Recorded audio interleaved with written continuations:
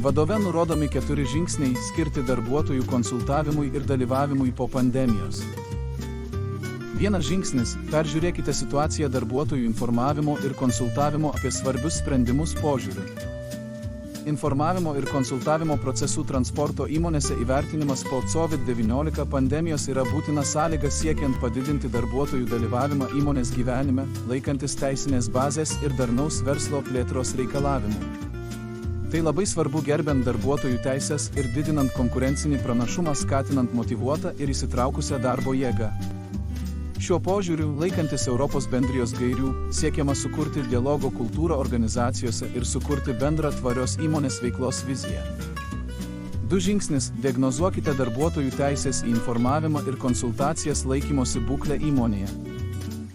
Šis žingsnis apima dialogo dalyvių įsipareigojimo ir motyvacijos įvertinimą įmonėje. Motyvacija yra arba vidinė, kai kyla iš asmeninių norų ir sugebėjimų, arba išorinė, kai ją skatina išoriniai veiksniai.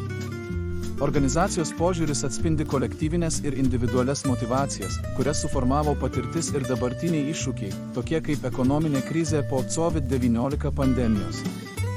Analizė apima 3 informavimo ir konsultavimo lygius – pasyvų, reaktyvų ir iniciatyvų. 3 žingsnis – parengti veiksmų planą, užtikrinantį efektyvų informavimo ir konsultavimo procesų valdymą.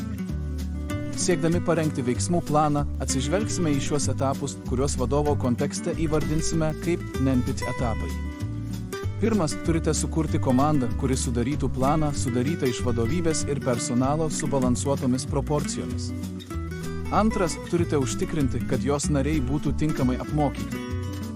Trečias, reikia nustatyti ir išanalizuoti kliūtis informavimo ir konsultavimosi procesuose. Ketvirtas apima šių procedūrų atnaujinimą po pandeminės COVID-19 eros, sutelkiant dėmesį į įvairius aspektus, tokius kaip aprėptis, sąlygos ir valdymas. Penktas – komunikacijos plano skirto skatinti dialogo kultūrą, strateginius veiksmus, informacijos prieinamumą ir konsultacijų metodus, pritaikytus COVID-19 erai po pandemijos parengimas. 4 žingsnis – nuolatinis darbas gerinant socialinio dialogo kultūrą. Esame suinteresuoti peržiūrėti, kaip efektyviai valdome teisę į informavimą ir konsultacijas. Tai leis mums nustatyti bet kokius nukrypimus nuo mūsų tikslų ir juos ištaisyti nuolat tobulinant. Siekdami tai palengvinti, įgyvendinsime vidaus audito programą atitinkančią mūsų procedūras. Po COVID-19 pandemijos transporto įmonės turi peržiūrėti savo veiklą. Dėmesys darbuotojų teisėms ir motyvacijai, vidiniai ir išoriniai, skatina darbo jėgos konkurencingumą. Europos gairėse nurodomas tikslas sukurti tvarios praktikos dialogo kultūrą.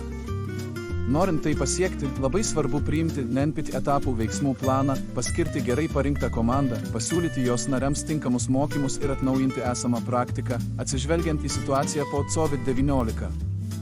Šiuos veiksmus turėtų stebėti ir tobulinti vidaus auditas.